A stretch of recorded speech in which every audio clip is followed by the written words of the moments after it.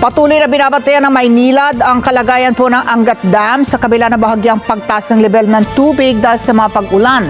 Tiniyak po ng kumpanya na bagamat nananatiling mababa sa critical level ang tubig ng dam, ay may mga nakahanda silang hakbang para matiyak na magpapatuloy ng supply ng tubig sa kanilang mga customer. Para sa detalye, may live report si Erlo Bringa.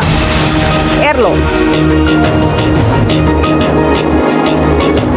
Nasali sa kabila ng mga naging pag-ulan nitong makadagdaang araw, itinuturing naman ng water concessionaire na Maynilad na nakatulong kahit papaano yung naging pag-ulan nitong mga nagdaang araw. Pero hindi pa rin daw yan sasapat sa ngayon kung kaya't nagbayad din o nakahanda raw sila kung sakasakaling magtungo pa nga sa tinatawag na medyo worst case scenario ang maging sitwasyon kung bababa pa sa mas mababa sa critical level ang Angat Dam.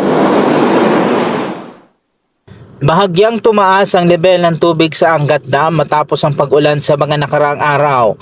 Ayon sa Maynilad, nakatulong din ang dagdag na tubig mula sa Ipo at Lamesa watersheds. Pero sa kabila nito, nanatili pa rin naman ang nasa ibaba ng critical level ang Angat Dam na siyang pangunahing pinagkukunan ng tubig para sa milyong-milyong customer sa West Zone. Sa ngayon, wala pa rin planong magpatupad ng Angat-related rotational water interruption ang Maynilad. Ayon sa kumpanya, patuloy nilang pinapalakas ang pamamahala sa kanilang water network, gumagamit ng iba pa mapagkukunan ng tubig at pinapalawak ang mga pasilidad para mapanatiling tuloy-tuloy ang supply sa mga nasasakupang lugar. We understand the concerns of the public, the concerns of our customers about the current condition and level of Angat Dam.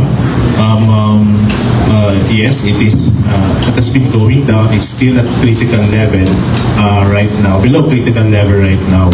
And while we've experienced po yung impact po ng Typhoon Inday, enhancing po yung Abagat, there has been some risks in the watershed of Angat the past weekend, the past days.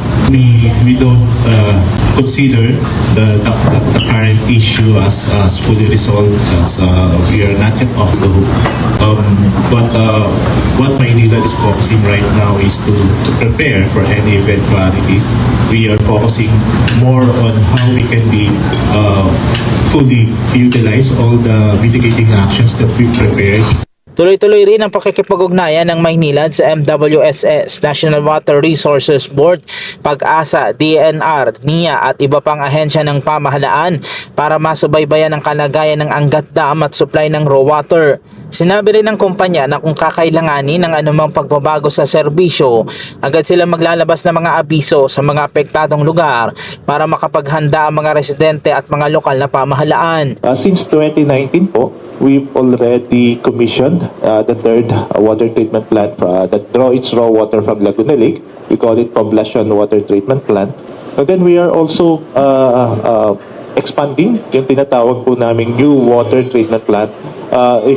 Siguro just lang po, we are on normal condition, we are treating this wastewater from the houses. And then we were dumping the effluent of the wastewater treatment plant to sa nearby body of water. For as long as we comply with the DNR standard for effluent, so allowed naman po kami mag-dump to sa body of water.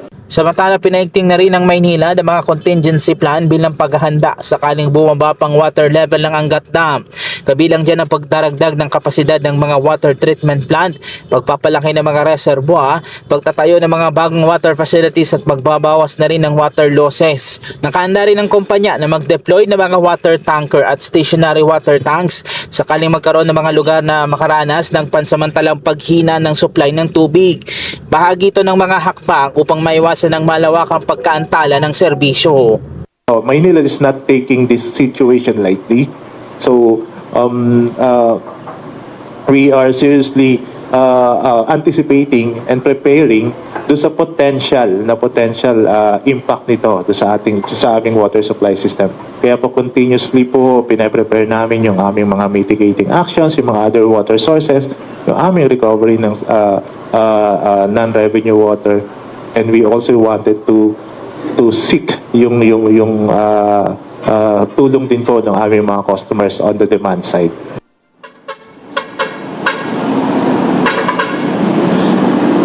Samantala, Ali, binabantayan pa rin ng Maynilad at ng pagkakinakulang ahensyang kalagayan ng tubig sa Angat Dam, habang umaasa naman na mas marami pang magiging mga pag-ulan na makakatulong sana para maging above critical level o mas mataas pa sa critical level yung level ng tubig dyan sa Angat Dam. Samantala, inikahit naman ng mga water concessioner ang kanilang mga customer na maging responsable sa paggamit ng tubig at agad na iulat sa kanila yung mga makikitang tagas sa lansangan o iba pa para makatulong na rin sa pagtitipid at pagpapanatili nga ng sapat na supply ng tubig. Ali. Okay, maraming salamat Erlo Bringas, nag-uulat live.